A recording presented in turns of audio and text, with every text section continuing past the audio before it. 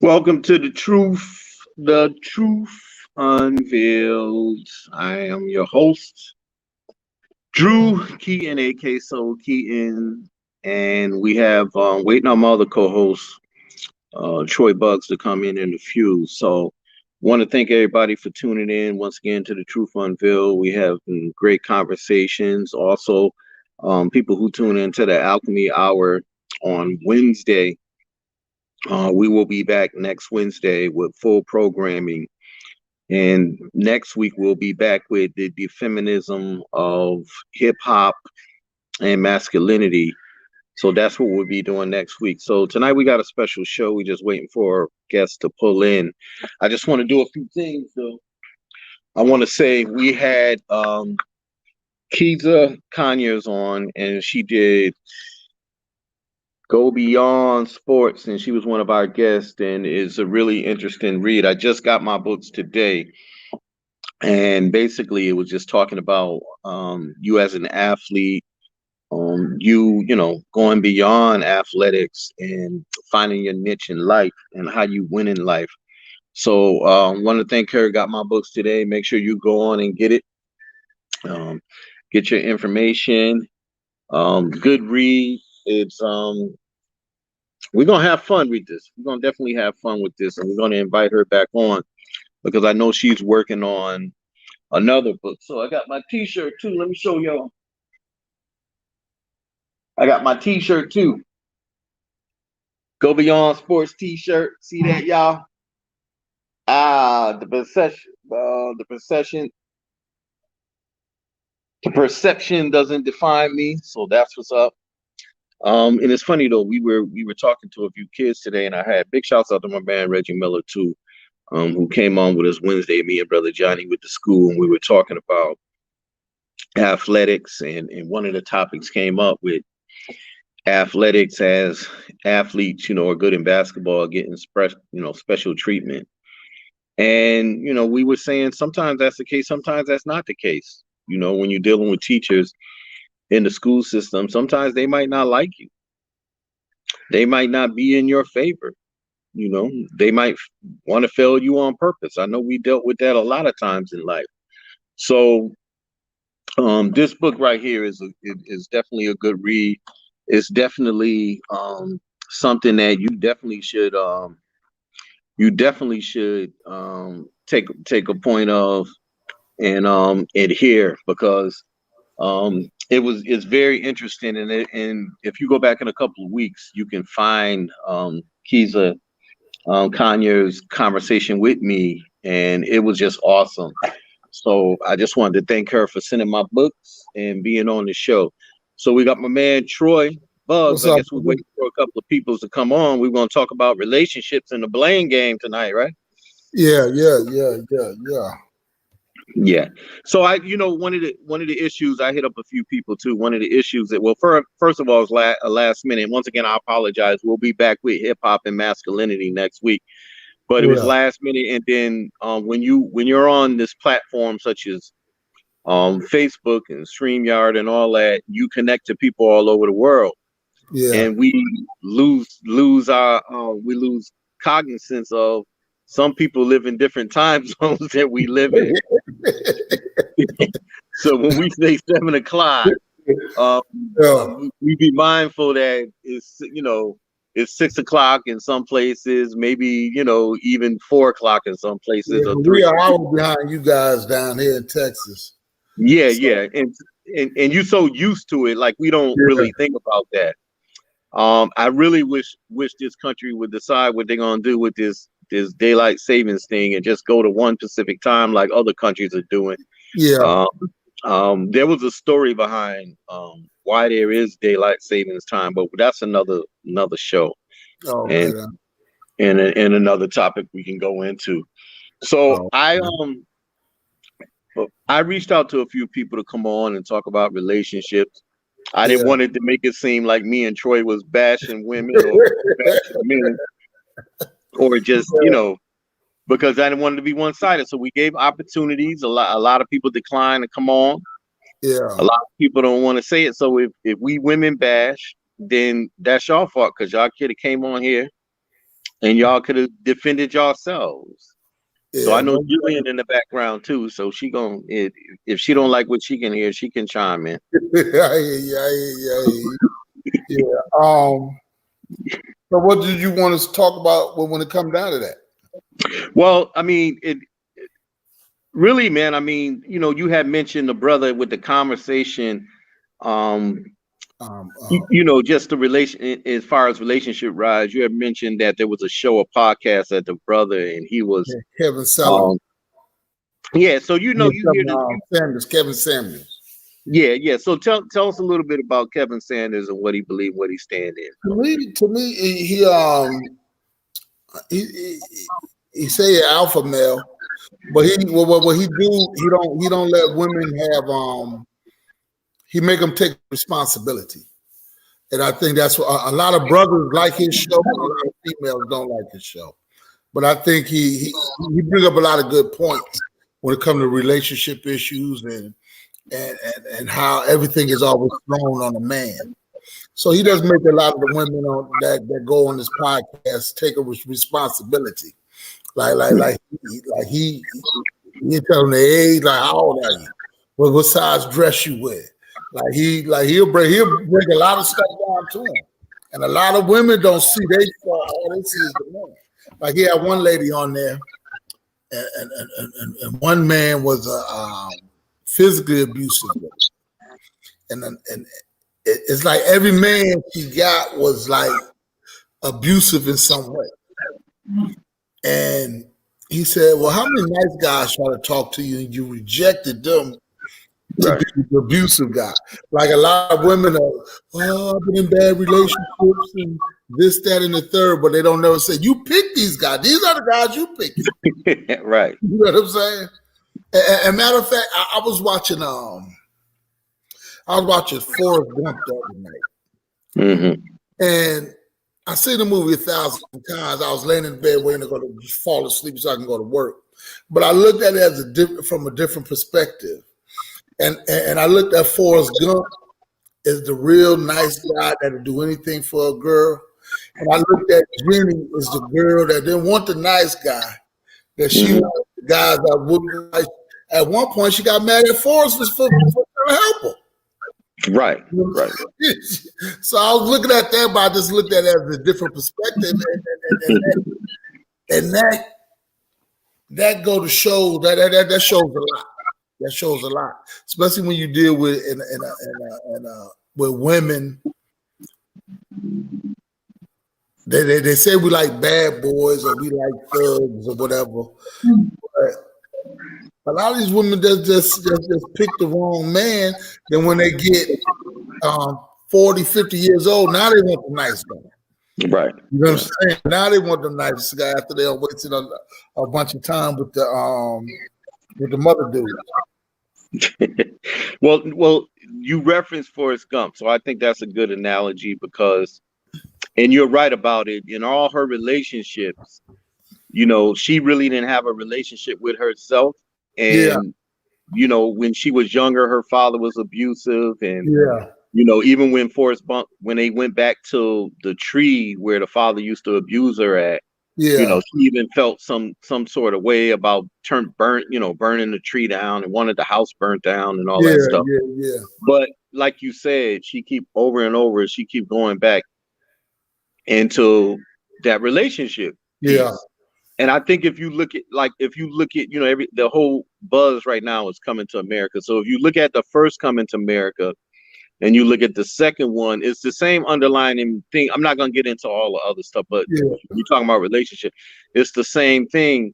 It was really like covered in the relationships of what do you want or what is really in your heart to want instead of somebody picking a relationship for you. So I think in both, and then, when Eddie Murphy when they went back to find his so-called son, he realized that, damn, my mom said the same thing.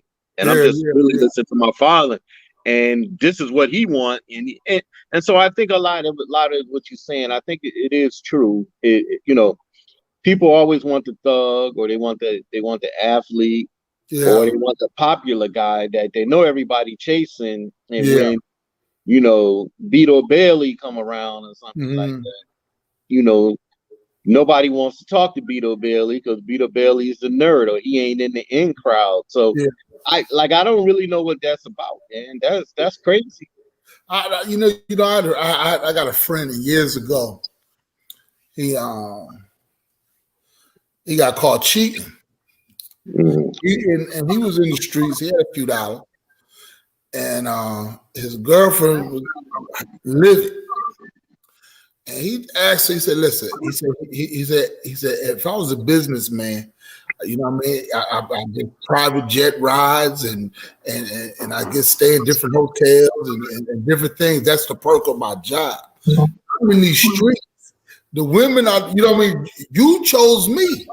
Right. And the perks of doing what I do. You know what I'm saying? So when you choose some type of you can't get that type of guy and think he's gonna be faithful. Yeah, but you know what? But Troy, nah. Look at all these politicians and all these dudes riding around in these private jets. Yeah, and these politicians throwing these parties all over the country and all over the world. You think they ain't getting theirs too? Yeah, they no. What I'm saying is they getting theirs, but you know how they do it. They throw that cash down, so we ain't got to even conversate no more. And when you're in the streets, you more or less. My kid's mother told me one time, your biggest problem is you got everybody thinking you they man. You got 5 women running around here thinking you cheating on them. Like everybody think you cheating on them with somebody else, and you got 5 people thinking that they everybody a woman. He said you just don't know how to be with nobody, and that's what a lot of businessmen they drop that bread so we ain't got no obligation. Right. Drop that bread so we ain't got no obligation. Yeah. And, no, that's true. That's true. I get you. Listen, tonight, man, we want to kind of make it fun, and since it didn't go the way, I mean, obviously we didn't want it to go, so we're gonna dive into some relationships. One of the things that Troy famous for on Facebook is his questions and the relationship posts, and he get everybody going. So we might as well get into the life of Troy post tonight, and it's tax season.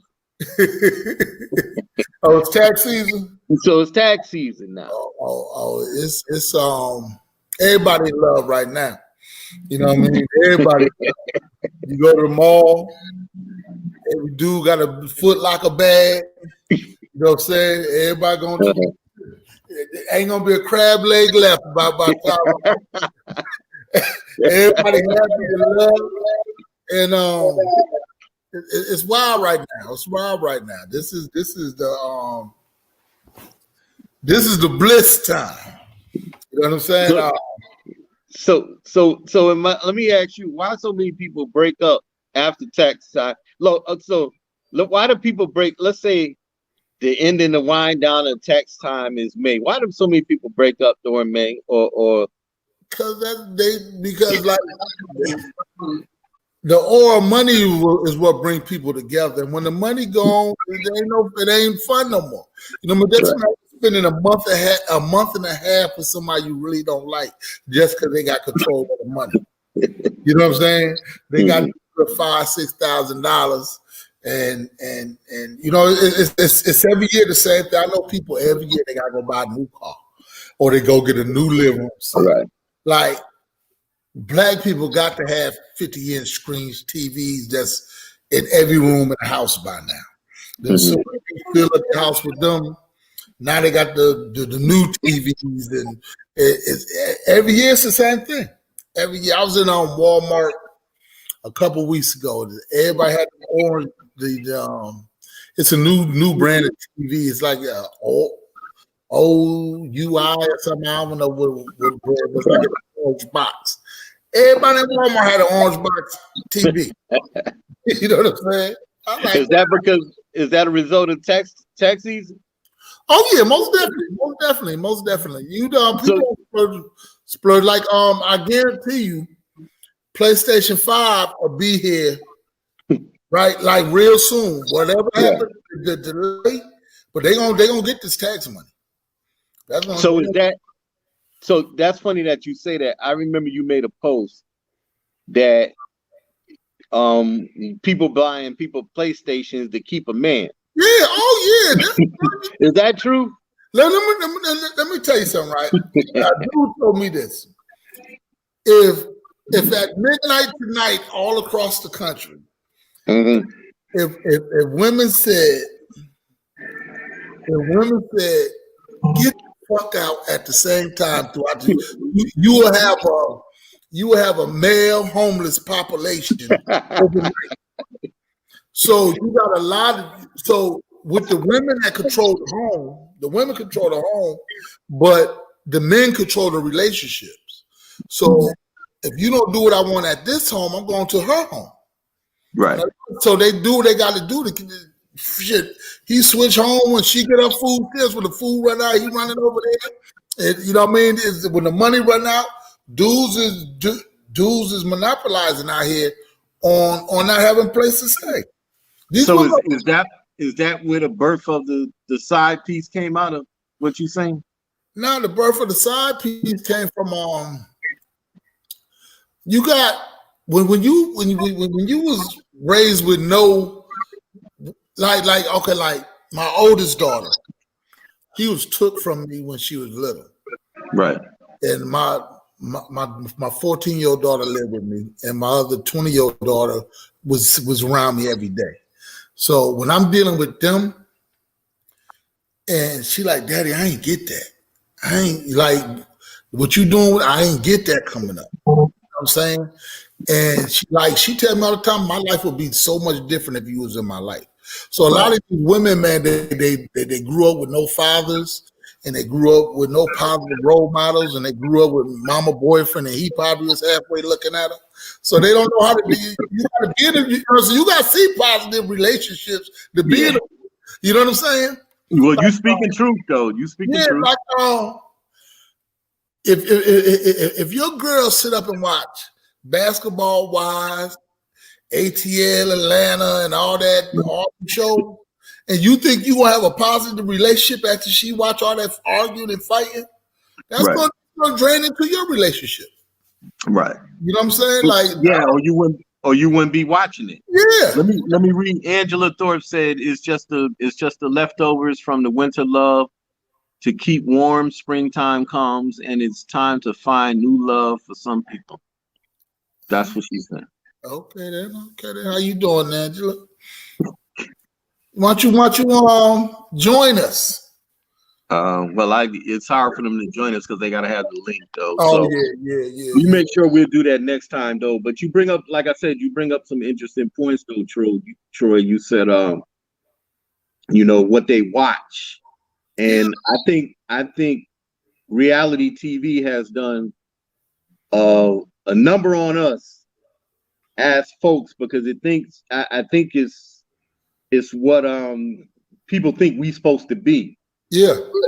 Now sometimes at night, right? I'll put on Jerry Springer, and I don't put on Jerry Springer to watch it. I put on if I didn't get my laugh during the day, which is true. Yeah. I can actually just go on Facebook and get a laugh all day long. Yeah. But if I didn't get my laugh for the day, I'll put on Jerry and I'll just turn on and just listen to it or watch the fight and the foolishness go on just to get my laughter in because part of the emotion of laughter, and you should always laugh. And you should always get that laughing is part of healing too. So I always do that. So do you think now we talked about tax season in reality TV. Do you think, and we talked about the nerdism and the thug boy and all that. Do you think we stereotype as Black people of what we go for and what we strive to be? I think we embrace our stereotypes a lot. You understand what I'm saying? Like, Black people love this or Black people, you know what I mean? And we all probably got some deep, dark secrets that, you probably wouldn't tell no other Black person because they wouldn't understand it. Like, I'm in the truck, I listen to country music when I'm rolling. You know what I'm saying? I don't listen to rap music. I listen to sports radio and country music. And you listen to country music and talk on the CB, right? No, you know what? I left the CB alone. Yeah, it was so much racism on that CB. When Obama got elected, I remember I was in Oklahoma City, and they was on the CB talking. And I heard they're going to take down the Statue of Liberty and put up a statue of Aunt Jemima holding a chicken leg. Wow. So I grabbed the CB. I said, yeah, we're going to have Colonel Sanders shining her shoes. You know what I'm saying? Like, it's so much racism go on that CB. Right. It's unreal. It's unreal. It's unreal. Mm-hmm. And I left the CB alone years ago. Yeah. So Angela said, I can't laugh at Jerry Springer. It's so damn sad. And hey, I like country music. Yeah. You know what I'm saying? So I think we play into our own stereotypes, and we scared to get out of a black mode. Like, you know, we grew up, oh, I don't ski, black people don't ski, or black people don't. I think we still live in that mindset of if it ain't, you know what I mean? Like, it got to be black in order for me to embrace it. You know what I mean? And we got to get out of that mindset. But I think a lot of things we do is learn behavior too. Like if you ain't never seen nobody in a positive relationship, how you gonna be in one when you ain't never, you know what I'm saying? Right. But you ain't never seen that. You know what I'm saying? Like I had a friend, and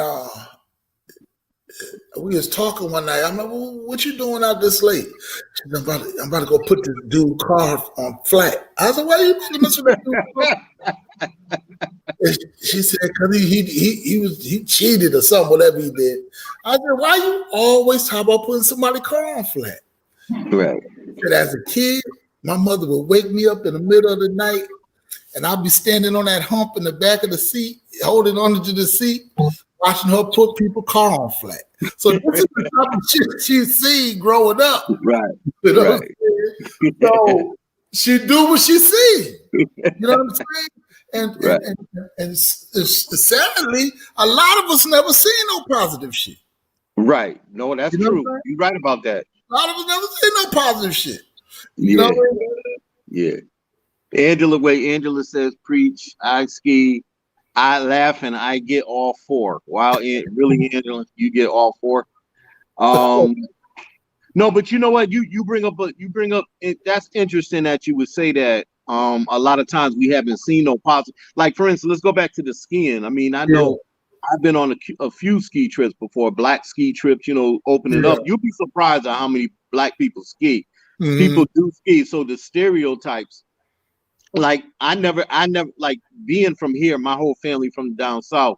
Yeah. I went into a restaurant one time down in Bainbridge, Georgia, and I seen some white folks eating fried chicken, and I was like, what? Like I was startled, like it was like they don't eat fried chicken or they don't barbecue or nothing like that. But I get you with the stereotypes, but the thing about it is if they don't see positive reactions, we have to create that. If it's a kid, we have to create that for them, or we have to show them what positive is, because like you're saying, I mean, TV damn show ain't gonna do it. My son called me up one day when he was 6. He like, Dad, I'm like, what's up? He said, I want to move with you. I'm like, what's going on? He said, nothing. I just want to move with you. So I said, well, shit, cool. You good. So his mother called me up 2 days later. What's going on? I know what you talking about. A couple times he moving with you. I said, well, yes, could he move with me? That's my son. I ain't going to tell him no. Yeah, he can move with me. Right. So he ended up moving with me when he was 6 years old. So when he started going to school and meeting friends in my community, he's like, Dad, why when I tell my friends I live with my father, they don't believe me?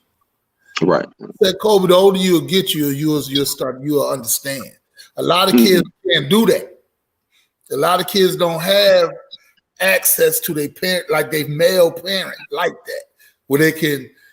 He might, you can live with me and drop him off at his mama house. You know what I'm saying? But a lot of kids don't have, you know what I'm saying, access to their male parent. So yeah. Now let me say this too. Well, Kevin, white people eat more fried chicken than us. So so it's true, and also Kevin Dumpson, thanks for tuning in. Kevin says just like blacks didn't put Obama in office alone, we didn't keep KFC open. What do you say? White folks love chicken. Yeah, but I want to say this. I want to say this too. So I think that's another stereotype too. Troy, is we always say the father ain't in the house, but we don't applaud the ones that's in the house. Yeah. And there's not always an imbalanced scale that there's just no fathers in the house, because that's not true. Yeah. The narrative around that is who telling the story. Yeah. So because when we were growing up, my father passed away when I was little, but he probably would have been in the house. But every time we go with somebody's house, the mother and father was there. Yeah. And even today, I know parents where they still got both parents in the house, or both parents. But that is a problem in the community where that could be one-sided. And then when you see on the news all day long, when they're on these shows and they're saying, well, let me see if Billy can get some help, because we know the reason why he's in this situation, because his father wasn't there. Yeah. You don't know why Billy in that situation. They even did his uncle, they did that to America. Right. They did that when he was with the white boy getting the interview. And he's like, yeah, your daddy wasn't, then where your father at? Like, you know what I'm saying? They made that stereotype on Coming to America yesterday when I was watching it. You know what? I'm gonna tell you this though, right? I'm gonna tell you a key part of the problem is my grandmother and grandfather from Florida, and they got married, and my grandfather told my grandmother, I'm gonna move to Connecticut. He moved to Hartford, got a job, and got them a home. And he said, I'm gonna send for y'all when I get situated. And he sent for his family. And that's how my mother and them was all born in Hartford. So nowadays, the woman supplied the shelter. Mm-hmm. You understand what I'm saying? And the man moved to us that shelter. And you can't be the man at the house or something you ain't even on the lease. You know what I'm saying? Shit, if houses come and inspect this motherfucker, you got to go. You know what I'm saying? Like, leave it till they done. So you can't be the man at the house when you ain't supplying no home. Yeah. Well, you know what? Well, let's tackle that, Troy. Just so say me, I'm in a house and my credit is shitty, and I can't put my name on the house, but I'm also paying half the bills, or paying the bills, or contributing to that. Remember, there's something in the society called debt. Yeah. And when you look at debt is also white supremacy too. Yeah. And it's also a situation to keep you in that situation. So we could be talking about a few things right now, because what you're talking about is somebody might be on Section 8, or somebody own it in the house. You got kids? Yeah. Okay. Let me throw a scenario at you. You meet a young lady.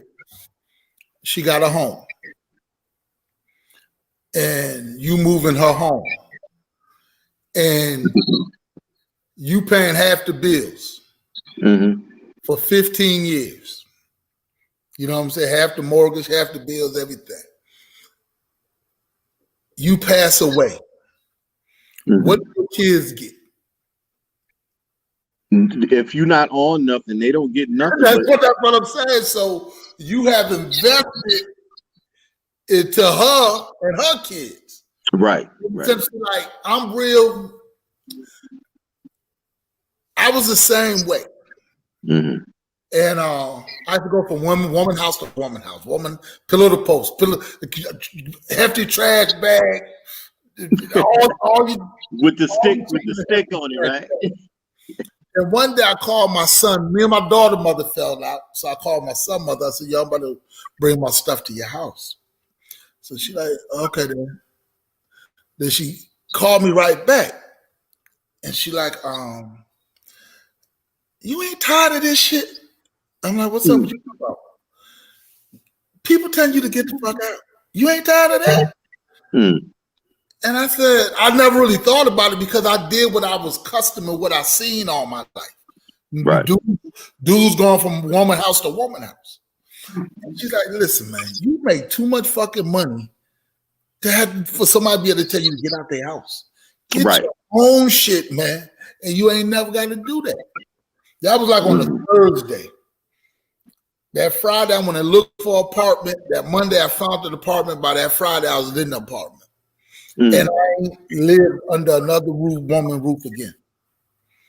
Now let's flip that scenario. Let me read what Angela said first. She said, "I don't do it, but I know people who will get all fours. I've been in a blessed relationship for over 7 years. Bless you, Angela. And my parents were divorced. You can find positively in your village, even if you can't find it in your family." That's true. I get it. That's good. That's good. But let me say this. So let's switch. Like let's switch. Hit the switch. So women, do you find women doing that too, going from home to home, or you don't find it as much? Now because the system is set up. If me and my kid brother got a kid, right, and she's not able to take care of the kid, they will give her food stamps, they will give her housing, they will give her whatever she need to make it. If I can't take care of the kid, put his ass in jail. So I don't get the same, you know what I mean? I don't get the same luxury that she got. You know what I'm saying? Now let's flip the script on another scale. If the Section 8 was in the man name, would he tolerate as much bullshit as she tolerate? Like her going out. That's a good question. Her going out cheating. Her niggas coming to his house looking for will he tolerate the same thing that she tolerates? That's a good question. You know what I'm saying? Well, you know, it's a good question because when you have stipulations, when say a woman has Section 8, and the dude kind of feels a certain way. Now, I'm not speaking for all of that because I haven't really been in that situation, so I'm not going to say that. But to be honest with you, people that I've known or something like that. So if you have Section 8, when they do inspections, you know, the dude can't be there, his sneakers can't be there, his clothes can't be there. He in between the mom house or this house or the other house. Claudine. Remember Claudine? Remember Claudine with Diane Carroll back in the day? Yep. Right.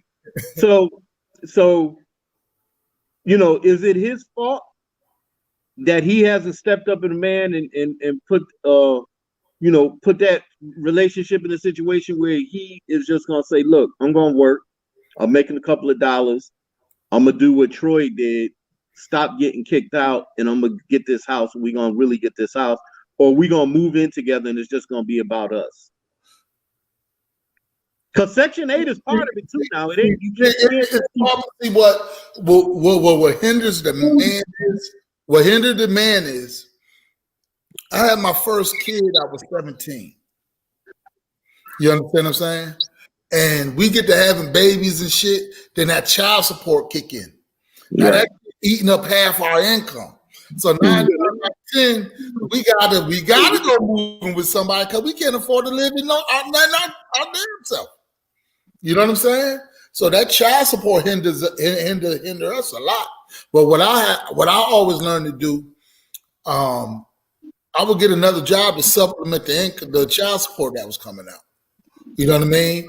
And I got 7 kids, and I took care of all my kids. All my kids. You know what I'm saying? Like my kids, like my daughter now. I would never tell my kid you can't come and stay with me. Like my daughter, she live here now. She's been here 2 years. You know what I mean? My other kids, when I was in Springfield and when they had that ice storm down here, everybody's at my house. Right. You know what I'm saying? And I just believe in being the best father I can be. And right now, relationships come second to me. You know what I'm saying? Because I want to make sure my seed's good. You know what I mean? So what's the first immediate reaction if a woman and a man is shacked up together and they on Section 8, but the man has the vehicle and she don't have no transportation? That's her means of transportation. I'm gonna tell you this, right? Get the fuck out is a tool used across America to control men. You understand what I'm saying? And you can have a car, but you don't want to have to sleep in your car. You know what I'm saying? So a dude could go to his girl and be like, "Man, I'm about to go out with the fellas tonight." Mm-hmm. Like, no, you're not. You're like, "Yes, I am. I'm kicking with the homeboys." Well, if you go with them, you take your shit and go. You know what I'm saying? So that being homeless factor is used against you a lot of times. Yeah. So let me say this and throw this in the conversation. You know how many people I know that live with their girl in a relationship and the person lives there, and how many people on the bus with their babies? Yeah. Yeah. Now I see that all the time. Yeah. Or they can't get an appointment, and people hollering at them all the time. Like, cause we work downtown and we see all it all day long. Sometimes we'll sit out all day in front of the office and just see all kind of crazy stuff. Yeah. And dudes pulling up with 1954s and women looking at them like crazy, and guys pulling up with Mercedes-Benz and they go running over to the car. Yeah. Where your man at? Well, he didn't take me to my appointment. Give me a ride. Yeah. So what do we do in those? Like what do we do? No, we got. Or should we just have more morals and values? We got to change. We got to change our way of thinking, man. Like our morals and values are destroyed, man. Like, hold on, Angela said she provide more than shelter, but go ahead, Troy. Yeah. I took pride years ago when my kid's mother would be like, "You a great father, but you ain't shit as a man." You know, you know what I'm saying? I used to take pride in that until I had to analyze for them to say that. That means I wasn't shit to them. So my kids viewing me, how could I be a good father if they viewing me fucking over their mother? Right. So I had to change my relationship with them and develop relationships to where my kids could see, well, my father and mother wasn't together, but they did get along. Yeah. You know, so it's safe to say you wouldn't let your baby mama or your child's mother ride the bus when you could have taken them to the appointments, right? Oh yeah, most definitely. Me and my daughter, what day was that? Sunday. I went and took her grandmother out to dinner, man. I'm like, "Mama, what you doing?" She's like, "Nothing." I like, I'm coming to get you tomorrow after you get out of church. We're gonna go get something to eat. You know what I'm saying? We went, and that's my. But when her husband was dying, you know what I mean? I told him, like, "Pops, rest. I got them. I'll make sure they good." You know what I'm saying? You can rest in peace, bro. And I've been dealing with them 25 years. You know what I mean? So I ain't got to be with you. I ain't got to be intimate with you to be with you. You know what I'm saying? And I respect my kid's mother as my kid's mother. So my son's mother caught COVID. Right. She couldn't work for a couple of weeks. I sent her 2 G's over there. I cashed up her 2 G's. She told me she was she's like, "You know, I had COVID." We was talking. I said, "Man," I said, "So you ain't been working, right?" She's like, "Nah, I can't. You ain't gonna let me work with that shit." And I just sent her 2 G's. She ain't even asked for it. You know? Right. Because that affects our unit. Right. So let me get to some questions real quick, Troy. So Angela said, "Hold up, we provide more than shelter." And then she said, "Is this a male conversation only? I'm just going to try and listen." We So want the women listen, to me and join. Troy, we invited a few people to come on and have this conversation and debate. Listen, let me just say this too, put a disclaimer. The Truth Unveiled, we usually try to talk about serious and get into the truth topics. But what we're doing the last 2 weeks, we just had conversations because we were supposed to have a scheduled show. So we tried to get people to come on and talk about the other side and not be so male balanced. So that's why I'm asking the question. So I can't speak for women. I'm just asking the questions really pertaining to, we're trying to make light out of it. Some of this stuff is serious, really. And, but we're just trying to make light of it. And we're just having a conversation, really, about some of the things we see and why there is. That's all. And since I'm asking Troy the questions, I mean, he can ask me anything too. But Yeah. since I'm asking Troy the questions, because if you listen to Troy's page, he had me rolling and shit all year long and stuff with some of the stuff. And I know he does that to get reactions and stuff like that, but it's just hilarious as hell. But a lot of the stuff is based on reality too. So Yeah, like me, like okay, like a lot of people call me a Trump supporter. I'm not a Trump supporter. I'm a realist.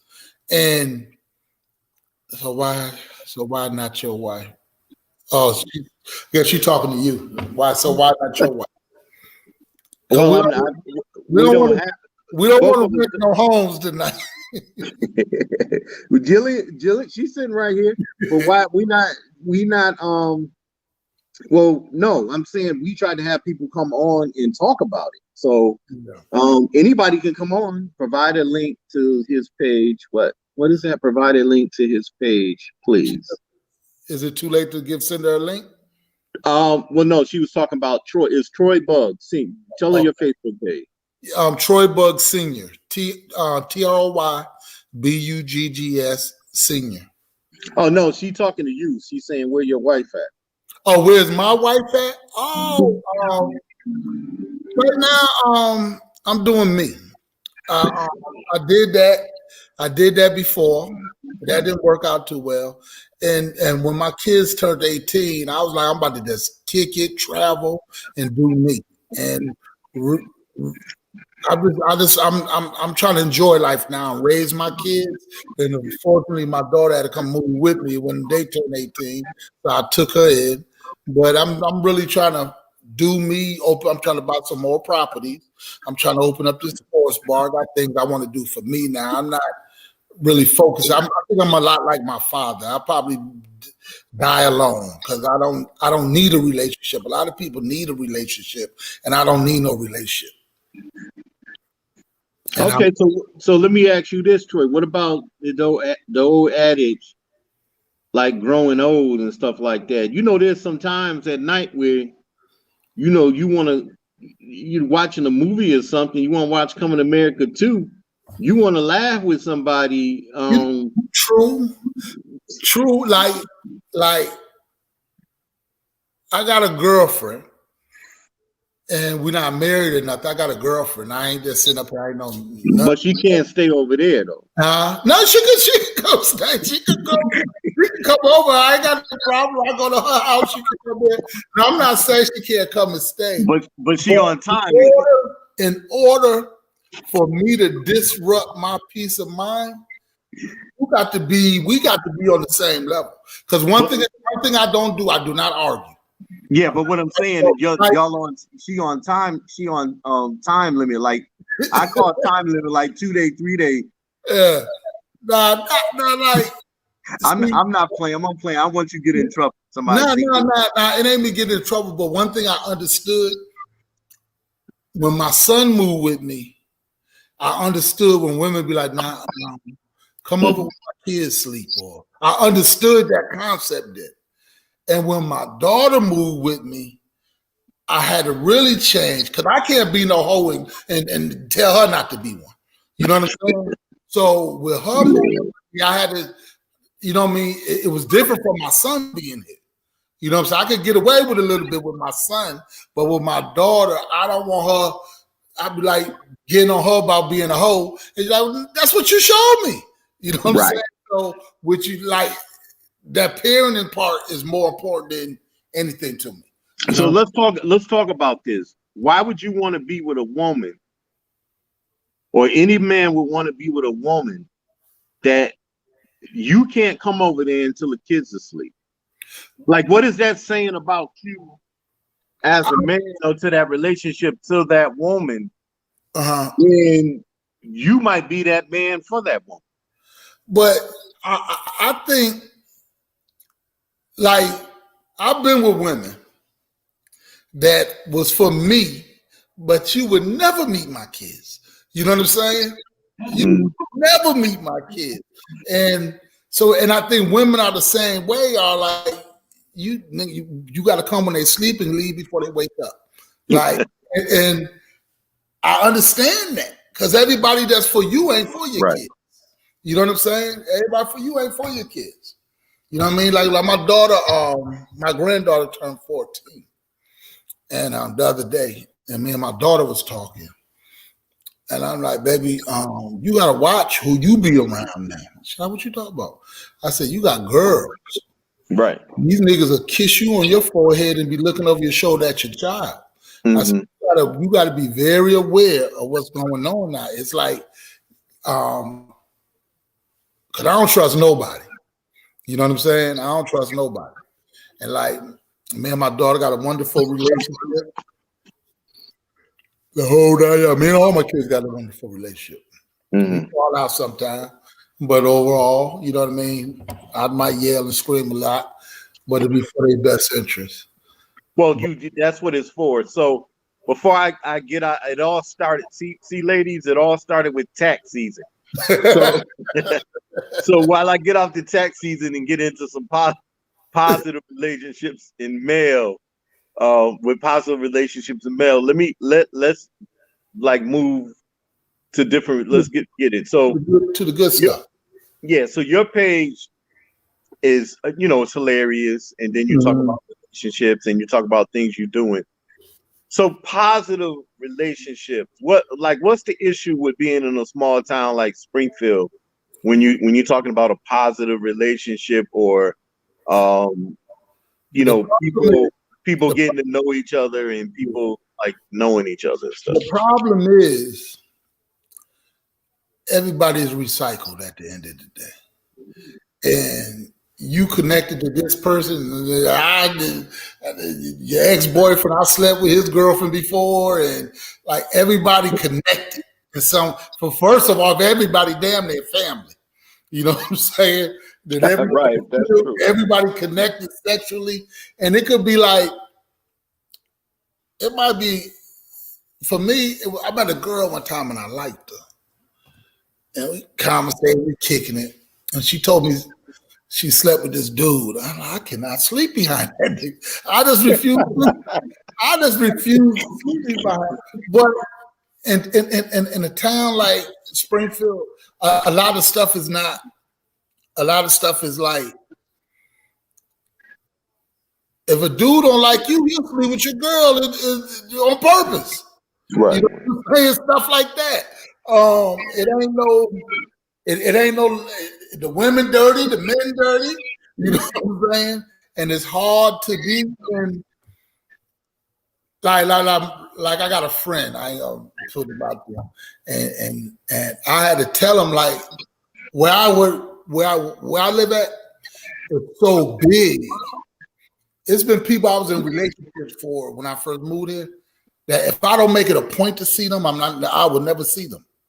Because you got to run into people every day here. Like if you see a girl you like or a dude you like, you better holler then, because the chance to see him again is not that great. And now I put that versus living in Springfield, when I'm thinking I'm hiding and I'm sneaking, but I ain't got nowhere to hide and sneak at. Right. You know what I'm saying? Because you on State Street, Bay Street, or Wilbraham Road. You're going to be on, you know what I'm saying? You're going to be on one of them streets. You're going to be on one of them streets. So you ain't really sneaking. And if you don't bump into them at the liquor stores, you bump into them at the club. And if you ain't bumping into them at the club, you bumping into their home girl, their homeboy. So Walmart for sure. Yeah. Oh, he said Walmart for sure. You know what I'm saying? Yeah. You go to Walmart, you're gonna see 3 people you know while you walking in. Then you're gonna get in there and have abundance of conversations while you're in there. So you better have some good walking shoes while you go to Walmart because you're gonna be in there for a while. You're gonna be in there for a while. But Well, I think black love and can work. And a lot of times we got to stop dating out of that same 20-mile radius and expecting a different result. You know what I'm saying? You dealing with people that grew up in the same way, so they all think alike. So they might look different, but mentally they all the same. You know what I'm saying? We got to break out of that jail. We got to date in this, and we got to date here. This is my dating pool. And sometimes there ain't no good men here. There ain't no good women there. They ain't being right. We got to get out of that. Yeah, we got to get out of that. And one thing I learned in life, a woman is a product of the type of men she around. So if she around with a guy selling drugs, she gonna be able to cook and coke and bagging and selling and all that. But if she do with a guy that got a business, she gonna be in there trying to help run the business. And sometimes you gotta put your input as a man into that woman and make her. Yeah, those boys are being molested at a high rate. At a high rate. Yeah. So let me ask you this question: why do you have to, as a man, put an imprint in the woman when technically that's supposed to be family values? Like, why do we have to put an imprint on? Because they believe in the Christian value system. We got they are help me and all that. When actually we came from them. You know what I'm saying? And they reversed it and got them thinking they supposed to be like they come from our rib. Okay, who that? Lucius? Yeah, there you go. Yeah. What's up, brother? What's going on? How you doing? Chilling, man. How you feeling? I'm doing great. Okay, this is my boy Lucius. And tell your story, brother. Tell us about your book. The book is basically just a short story about my life, growing up in Springfield. Just a transformation from, how we grew up in the streets, man, from having drug addicted parents to being in foster homes and being in the streets to just changing my life around. I believe prison saved my life. A part of it, God, that transformation gave me some time to sit down and think and see where I wanted to change my life. And when I came home, I moved from Springfield to Charlotte. And, Mary started my own family. And then within that time, I went through some things, got married, ended up having a divorce. And my wife ended up getting killed. So now I'm a single father. That's just a rough outline. Yeah. The copy in the book, but it's much more in between that. Yeah, man, I'm proud of you on that book too, man. I appreciate it. We're proud of you on that. I appreciate it. I think mine should be here probably any day now. Yeah, it should be, and if it not, give me a little time, and I'll have some more physical copies and send them out. Like I said, I'm actually, it's one of these things. I'm proud of myself, to be honest, because. And I always commend you. I always say, because you reached out to me as a big bro, and you was there. I remember that when I was going through that. So down in Atlanta, I got at you. Yeah, and I know, but I felt the energy before that because you was one of the first people to reach out to me on social media, and I just felt your energy. It was sincere and it was genuine, and I needed it. Yeah. So, but I say that to be like, that was the time, like to go through that and still finish this goal, because it was like halfway complete then, but I still had to put my feelings to the side, being a single father, my grief, and just to complete it. So I'm happy of that just in itself. I really am, just to say you're going to do something and see it come into fruition. Yeah. Well the thing about it is that's what I retired from reentry. So the reentry is an ongoing battle. Even when we hang up with this phone, you still got to prove yourself over and over to people that judge you, but also to yourself. So even with the book, it gives a lot of people insight, and you don't understand, brother, how many people you're going to help with the book. and how many people's story is the same as your story that can relate to it and say, damn, you know what? Either I'm gonna write a book or I'm gonna do what this brother did. I'm gonna start a family. I'm gonna do this. I'm gonna do that. So, like I'm saying is just keep striving and keep doing what you're doing. Like we all from Springfield, and we know Springfield ain't Chicago, but you still can get caught up doing shit in Springfield. Absolutely. Oh, you from Springfield too? Yeah, I'm from Springfield. What's your name? Star. What's your name? Andrew Keaton. So. Oh man, I know you, man. You probably do. I'm Tommy Barklow, little brother. I used to watch you play at Dumbo all the time. Okay. Yep. All right. Okay. All right. Yeah, I used to keep the score when y'all was younger, like Tom Nichols in them era and then Skeet right. I used to keep the score with Big Will and I remember you. Yeah. So listen, man. That's what's up, man. And see how the connection is. Yeah. So we gotta get your books up here. We got to get you speaking to some of these youths too, man. I'm coming up there. The first step is I met with Keyshawn Dodds, and he gave me a little slot. April 3rd, 2 to 4, Family Center. I'll be up there with some copies to sign books and give them away. And just like you say, man, I'm just taking it step by step and try to speak to some of these youth and change some lives around because. You know, being from Springfield, man, a lot of like even with this, people see you, they see me make this transformation. They just want to know how. A lot of people want to know how, but they don't have that alternative outlet. You know, and somebody that looks like them, they're like, yo, Lou could do this, I could do this too. Because even with this book, people want to know the know-how, how to complete it. I've got so many calls like, yo, what's the next step? For one, and then for two, just being a single parent, a lot of people are reaching out to me, right? And I don't even know how many people I touch with that on the daily. Just like, yo, you being a father, like, how did you deal with death, right? And things of that. You know what I mean? I don't even know how. Like you said, I'm just keeping people going just by being me, and I'm just trying to strive and be better. Cause I'm a Burston. I don't know if you know from Springfield, Burston's, Washington. You know we come from all that drug. I had to be better, man. You know what I mean? So I can't let myself down. So that's my motivation. You understand?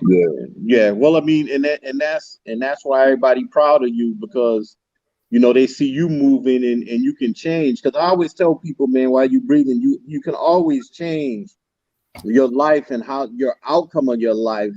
But don't never forget where you come from because you could always go back to where you was. But the change is in essence. And when you in the smile, like I can see you smiling, so you got a lot of good people around you, and you got a lot of. I know what you're talking about. Like I love Springfield, and that's why I'm saying like it's a whole rhyme. I don't know the exact lyrics, but he's basically saying like if he's one of them, like how can he change if he one of them? He had to go away to get better and come back, and that's how I feel. I got the tools. I'm never gonna leave Springfield with my heart, though. You know what I mean? I always want to come back and help. Yeah. And no, stay where you at. Stay where you are and make it. No. Don't come back. I know what you mean, but you know what I mean. I want to come back and with ideas, and you know what I mean. My mind's been opened up to a whole new world since I've been out of Springfield. Like I was just alluding to earlier, it's like we tell people to change. But we don't give them alternative outlets. Just metaphorically, we could be like, yo, stop selling drugs. But what's the alternative? Yeah. It's like I've been living a life. I've been fortunate to experience new things to say, hey, do it this way. Or just look at me. You know what I mean? And that's what I mean by going back and giving back. And you know what I mean? Just mess with like minds or whatever, because we all know the devil is real too. And some people want to stay stagnant. You know what I mean? Well, how are your peers, the guys you ran with, how are they taking your change? It's a twofold, Troy, man, because you know some people it's a little hate sometimes, but then it's some embrace sometimes too. Like honestly, I don't feel like I get that love that I really want. You know what I mean? But I grew so much as a person. My life experiences, and maybe it's an excuse for some people, but I had to learn it sometimes that some people don't know how to be friends. They don't know how to be a brother. You know what? Michael Warren, before he passed away, lived next door to my mother. Mm-hmm. And when I went home, my mother told you know Michael Warren live over there now. I said, okay. So I went over there, and I didn't know he had a stroke. Mm-hmm. So I went over there and was talking to him. And he like, don't nobody come see me. Don't nobody come.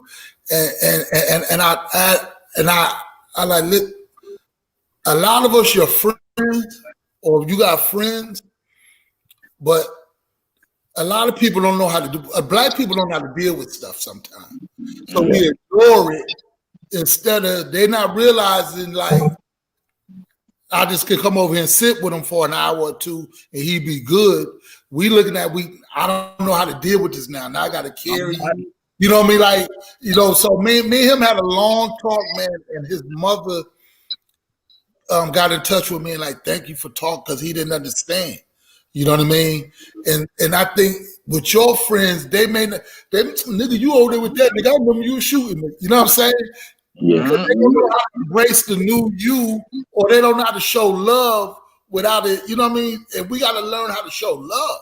Absolutely, unconditional. Because that's a little part of me, and that's why I say, like, even when I was going through my stuff, like I would just want that phone call to be like, "Hey, how you doing?" Yeah. You know what I mean? People don't know that could have went a big way. Or even with this book, I'm gonna say I got congratulations from, and I'm just talking about my black people because I went with basketball here. I got a lot of different circles. But I'm saying like the black people that I came with, I didn't really get a call and say congratulations. Mm-hmm. Yeah. Well, one I thing you gotta like you.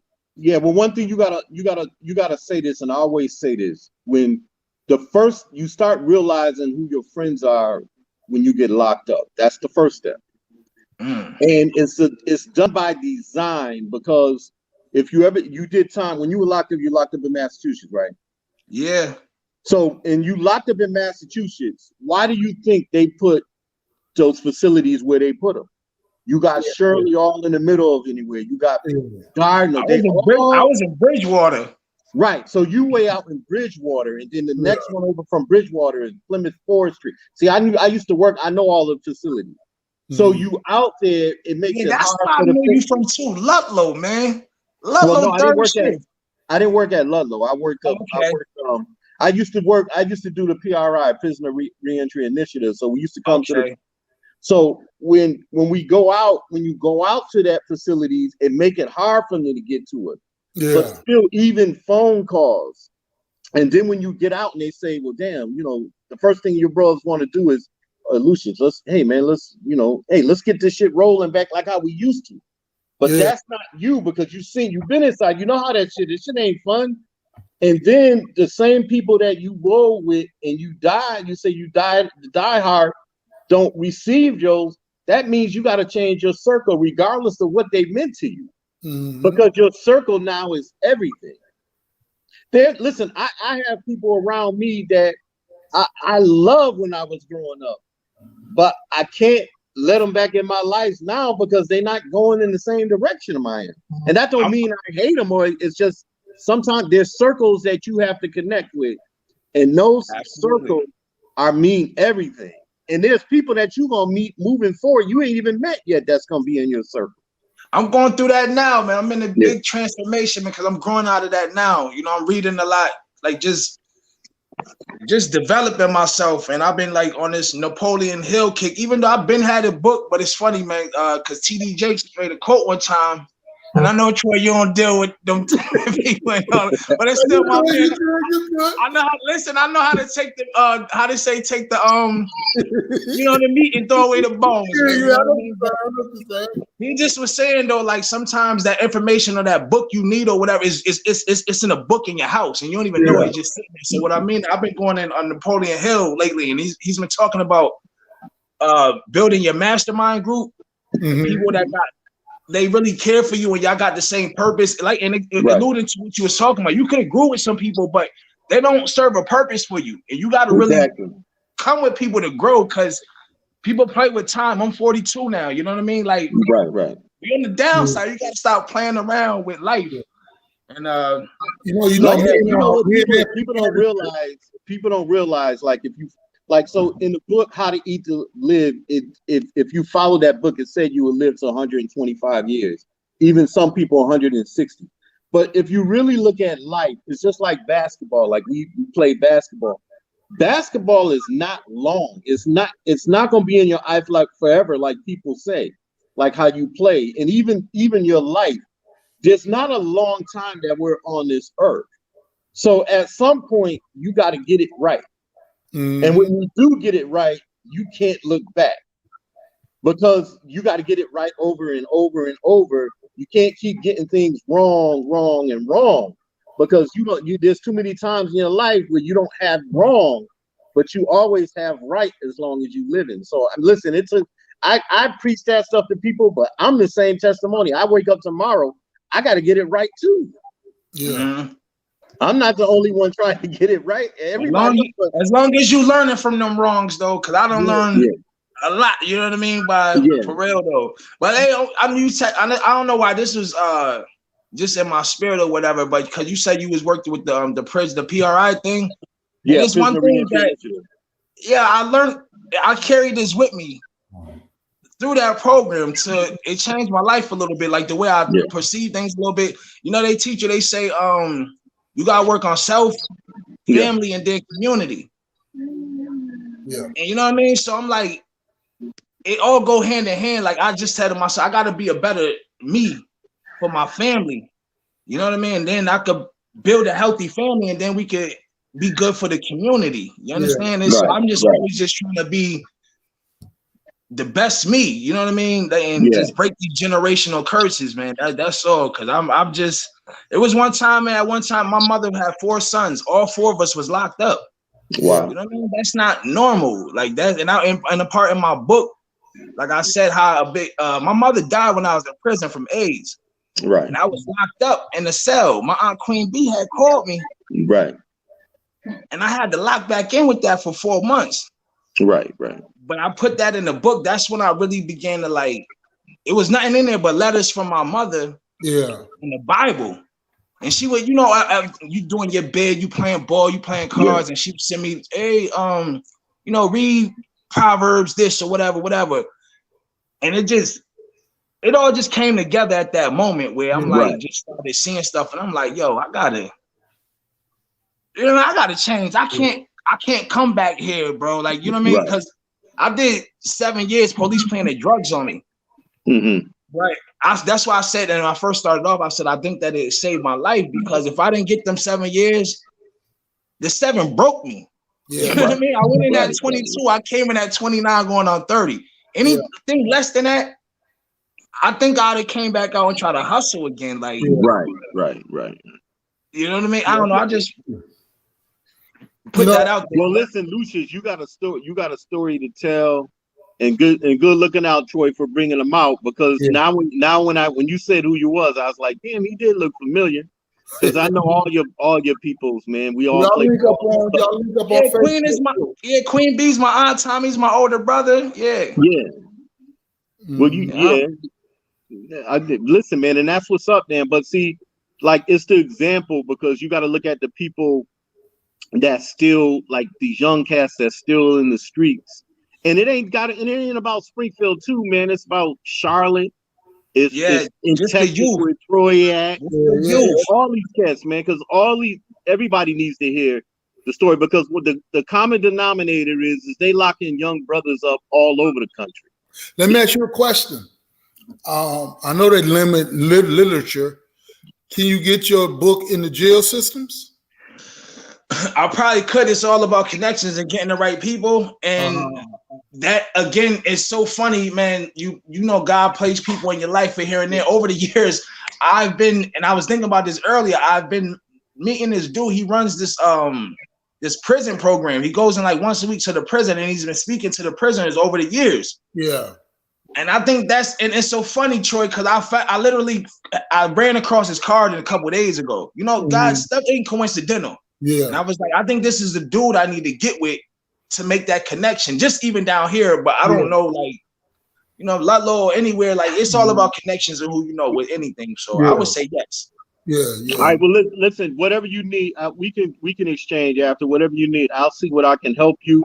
Usually when you go through books in the prison systems, you have to go, there's a department that is the it's the education department in the prison system.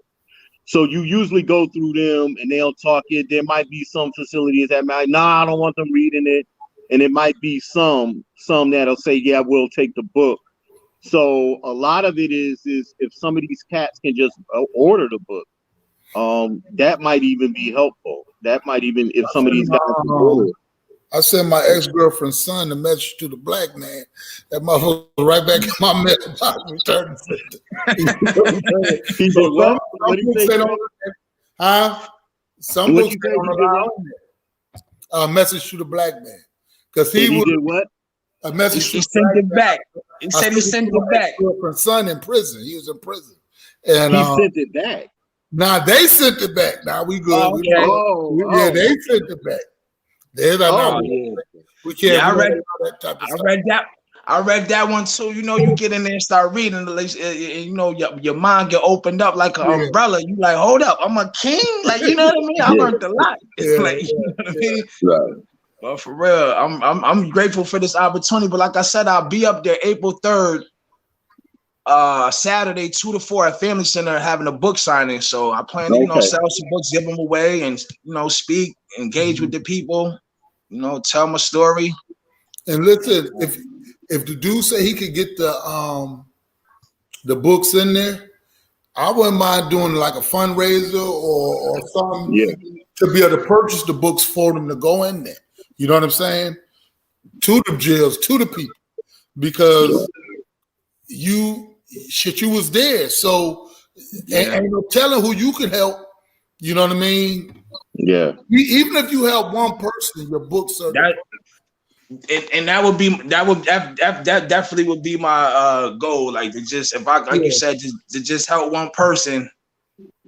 That'd be great, cause that's what my goal was. And you see my transformation when I came home. I was just leaving, dropping breadcrumbs for people to be like, "Yo, follow me. This is hold up, y'all. We don't gotta go back to jail.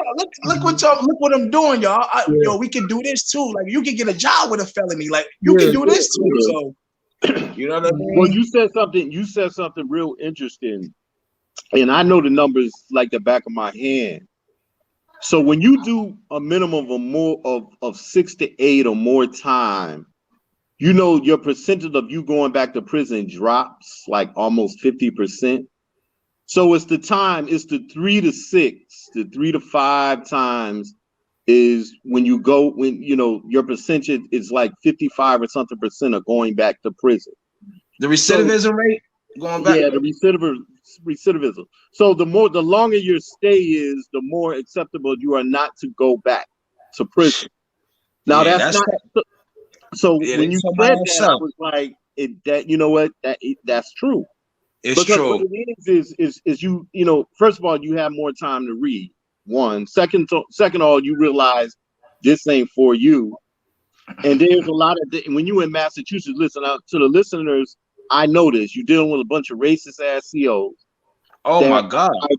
Are dumber than doornails. Dumber than doornails. And they're out in the suburban area making $60,000 and $70,000 when you're looking at yourself like, I know way more than this motherfucker. Absolutely, I encountered that all the time. People talking to you crazy, you like, So I said that because when I would go in there, and I used to have the closed door policy. I'll go in, close the door, and I say, look, let me tell you all this. And I would say the same shit I just told y'all. Mm-hmm. And they would look at me like, oh shit, he real. But it's truth.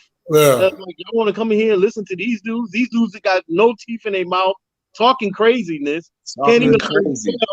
And they sit up there telling you when to go to the bathroom or when you can close yourself, you know. So it's crazy though. That's why I said I'm better than this, man. I'm a king. I can't, you know what I mean? I cannot do this to myself. Oh, I can't, man. Life has to be better out there, man. So yeah, they definitely broke me in there. Yeah, absolutely. You know what I mean? I'm glad I had a friend and her son went to jail. And she said, I'm getting the best sleep of my life. I know what you talking about. I know he ain't dead. That's my mother. Sleep at night knowing he ain't somewhere getting killed. or getting or something bad happening to him. And I said, and I thought about that. Your son doing time, and this is like you, whoo, good. You know what I'm saying? Well, but that's bad that a lot of mothers feel like that in our community because my mother told me the same thing. She said, "Yo, I'm." It sounds bad, but I'm glad you in jail, man, because you know we was doing all that shooting at Gettys, going crazy, and that's why I put in the book. I don't even know if you got it yet, but you'll see a part in the book. You know, Troy, man, God done spared my life so many times as of all, but it came so close one time. I had on the, you know, the Scullies with the brim, Troy. Yeah, with the so one time, and my man Dave Allen, he did his time, or whatever. He ended up killing somebody, so they came back for retaliation. We was on Middlesex, and they came out of nowhere and laid me down, Troy.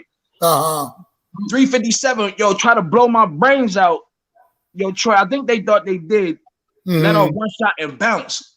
But when I got up, yo, I had gunpowder residue on my forehead. And yo, Troy, this is no exaggeration. I got witnesses. Yo, the brim of my hat was hanging off, bro. Yeah. That's how close it came. So my mom's just like, yo, boy, you know what I mean? I'm glad you Right. Yeah. So man, that's that. But you know what I mean? Like God spared you for a reason, brother. You know what I'm saying? Because you have more to offer, man. And just imagine how many brothers that had more to offer like yourself, but it wasn't spared. You know what I'm saying? That wasn't spared. Right. You know, like I hung with rough dudes down here when I first came here, and they was like killers in the street. And we go to their mother house, they're like, yes, ma'am, no, man. So I'm like, what you do out there ain't who you really are. You know what I'm saying? When you come home, you got major respect. You know what I'm saying?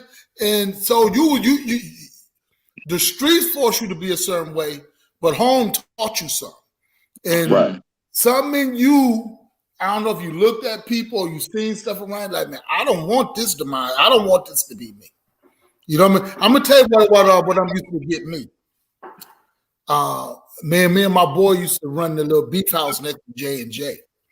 And I used to look at them dudes out there singing and dancing for $1 and all that type of stuff. And I'm like, I can't be this. You know what I mean? I can't be this type of shit right here. And that would motivate me to do something. You know what I mean? I ain't want to be out there dancing and doing the Michael Jackson for $1. You know what I mean? Some dudes walking by. So sometimes, man, you just got you got to find it in yourself to get out your situation, and you did that, man. You did that, and I'm happy for that.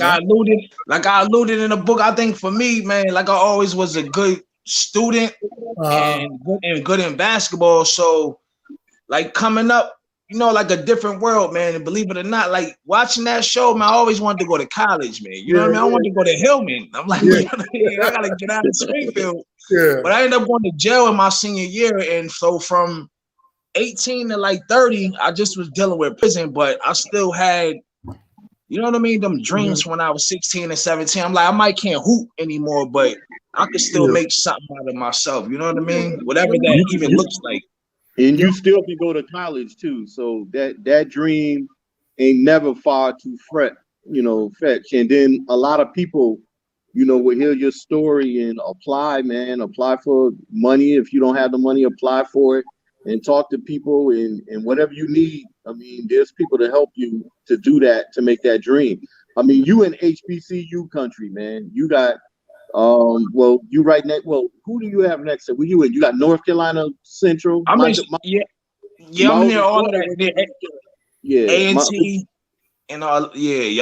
I'm in the Charlotte, North Carolina, A&T, Aggies, and all of that down there. Yeah. And then North Carolina, that's what, like about an hour and a half away from me. My oldest daughter was in North Carolina Central. So. Oh, Chapel Hill, NC.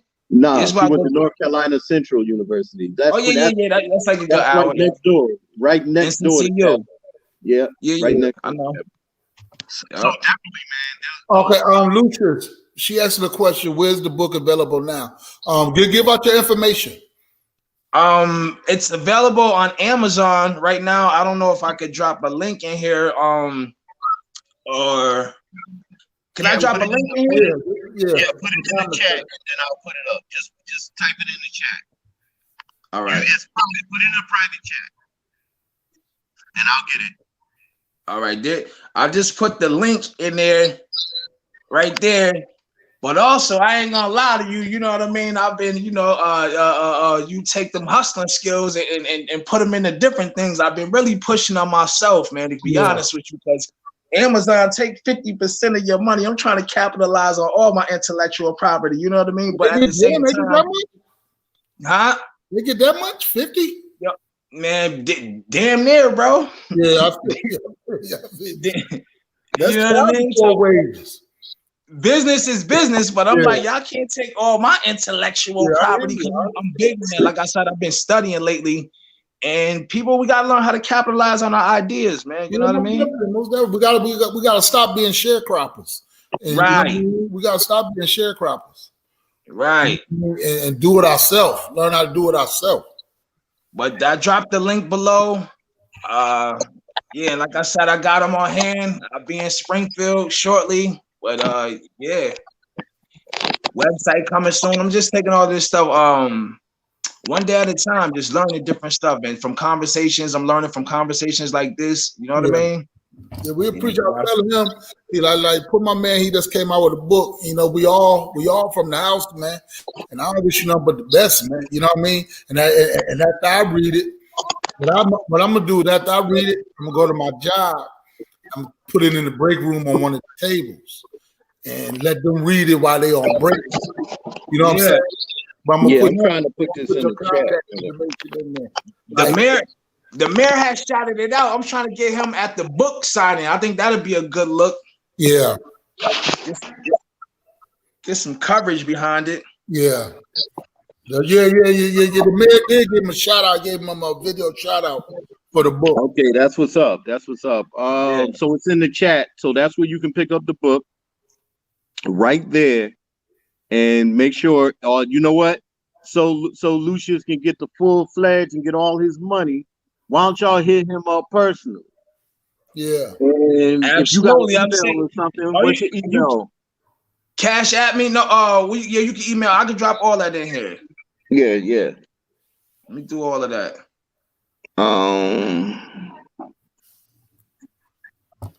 Tell them to shoot me an email, and then I will get an address from them and have the book out ASAP.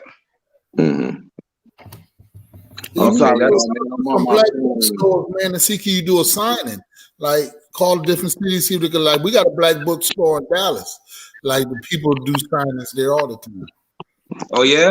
Yeah. I heard about one in Atlanta, but I haven't really tapped in. I'm pretty sure Charlotte has one because the city has all black elected officials, man. Not that it means really anything, but you know what I mean? It's a step in the right direction. So I'm pretty sure we got one or two around. Yeah, that's cool. That's cool, man. So how's your children doing, man? Man, they're doing great. You know what I mean? Man, the kids love me so much. I keep them going, and we actually doing great. So my son's starting AAU basketball. My daughter's doing the dancing and gymnastic thing.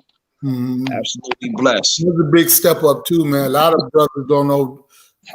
They be like, they probably gave it to her mother or somebody because we don't be knowing sometimes. And that's what we were talking before you got on here, man. I raised my son at 6, and my daughter live with me now. Like, I'll never be in a position where I can't take my kids or be there for my kids. So I applaud you on that, brother. I applaud you on that. Yo, but and that goes allude to the book though, man. It's that separation, man. Was grooming. You know, God was grooming me. Yeah. So I didn't even know it because when my wife left me, that's another big part of the book. Well, we separate. I put it that way, but that's just really what it was. Because I came home from work one day and it was gone. Yeah, I was hurt. I was broken. Mm-hmm. You know what I mean? Right. But I give my wife some credit and props now because as I look back on the relationship, I wasn't doing right. Sometimes you think that you a man just because you a male, but I wasn't. You know what I mean? Like I wasn't. But I'm trying to word it correctly. Like I couldn't take care of my family on my own, Troy. As a man, I couldn't do that. And that comfort level that she gave me, like I couldn't see that. You know what I mean? Like, I didn't have no bills in my name, no car, no, just nothing, man. But when she left me, I'm like, I had to go get my own car. I had to go get my own house. I had to go do everything on my own. And I'm like, holy smokes, like, this is what a man really is. But it was grooming me for all of this now. You know what I'm saying? And people got to understand. So when you incarcerated, there's a trauma. When you get out, there's a trauma that you experience, not just from being incarcerated, but your whole your lifehood, that you have to get over and deem. So just because you out doesn't mean you free. You're not free in your mind. Your mind. Yeah. So once you get to that point where you overcome stuff like that, the stuff that happened to you on purpose, so you can free your mind. So it really opens you up to later write a book about it. That's and you still probably listen. We all still have to free our minds, but you still processing that, you still freeing your mind. Yep. So the key to that is now you know and have the tools and techniques to see. You just have to just keep bringing them to a higher level. That's it, bro. I like that. It is. It's true. It's true, man. I mean, it's like it's funny, man. You know. One thing I admire you. This is the truth, and I can go upstairs right now. I've been working on a book since 2000, about 12 years now, and still ain't finished the book. And every time I go to write the book, other shit come up. So recently, somebody told me, "Why don't you just write the book and just write it?" And then Lucius just writes the book. No, and it's so funny because I don't want to take anything from myself, but I'm telling you how I did it, and people have been asking me about my next book already, and it's already done, right? I'm gonna tell you something. I only did that because I was in isolation. Right. When my family left me to New York, bro, I was so broken. Let me tell you, man. I went from 205 to 178, right? Oh yeah. I didn't even want to see anybody. I couldn't function. Hey, that love sicker had you lose weight quicker than the Yo, remember when listen, I was a shorty, but when KRS One said love gonna get you, I understand you. Like, yo, I was out of my mind, bro. I was sick. So I'm saying that isolation, but now I got work, I got freedom, but I just wanted to get back to my family. I didn't. So I just would lock in. That's all I had was time. I would go from work and just to the library of my house and just write. I was locked in. Like right now, I can't lock in for my life to save me, but it was irking me so bad that I had a complete project. But see, the next step of the book, writing the book is one thing, but then getting it uploaded with the specifications and things that's a whole nother task. And that's what I couldn't get. But I just got with the right person, paid the money, and they made my book physical into the physical form that it is. Right.